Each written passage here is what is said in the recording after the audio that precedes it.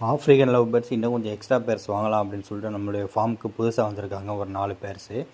டோட்டலாக நம்மக்கிட்ட வந்து எல்லாமே ரிங்கு வெரைட்டி தான் பண்ணிக்கிட்டு இருக்கோம். ரிங்கு வெரைட்டியும் இருக்குது, நான் ரிங்கும் இருக்குது. இதில் அதிகப்படியாக நம்ம பண்ணுறது வந்து ரிங்கு வெரைட்டி தான் பண்ணிக்கிட்டு இருக்கோம்.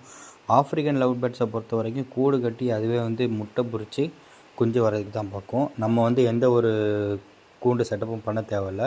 ஜஸ்ட் ஒரு பாக்ஸை வச்சுட்டு அதுக்கு வந்து நீங்கள் தேவையான நெஸ்டிங் மெட்டீரியல் உள்ளே போட்டிங்கன்னா போதும். நெஸ்டிங் மெட்டீரியல் எப்படி போடணும் அப்படிங்கிற ஆல்ரெடி ஒரு வீடியோ போட்டிருக்கேன், போய் பாருங்கள். நீங்கள் ஒரு சோம்பேறியாக இருந்தீங்கன்னா கண்டிப்பாக உங்களுக்கு காலனி ப்ரீடிங் தான் ரொம்ப செட் ஆகும். ரொம்ப பிஸியான ஆளாக இருந்தீங்கனாலும் காலனி ப்ரீடிங் தான் செட் ஆகும். இண்டிவிஜுவல் பண்ணிங்கன்னா உங்களுக்கு ரிசல்ட் நல்லாயிருக்கும். ஆனால் வந்து நம்மளுடைய டைம் வேஸ்ட்டு. நம்ம வந்து வீக்லி ஒன்ஸ் இல்லை 2 டைமுக்கு வந்து வீக்லி 2 டைம் வந்து நம்ம க்ளீன் பண்ணுறது இந்த மாதிரி வேலைகள் பார்க்கலாம். தண்ணி தீனி வைக்கிறது கூட ஒரு நாளைக்கு ஒரு டைம் நம்ம வச்சுட்டு போயிட்டோம்னா போதும். எந்த ஒரு டிஸ்டர்பன்ஸ் இல்லாமல் அவங்க பாட்டுக்கு அவங்க வேலையை பார்த்துட்டு இருப்பாங்க.